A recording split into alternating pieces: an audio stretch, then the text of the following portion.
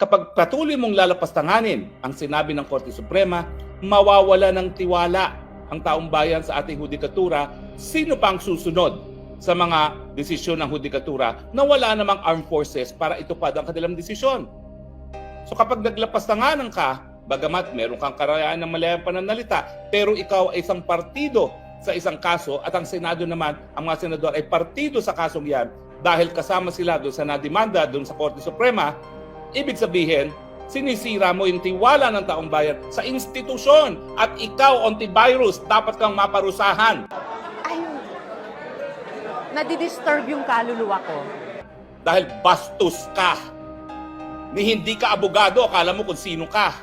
Mag-aral ka muna ng law school, pumasa ka, bago ka magdadakdak dyan.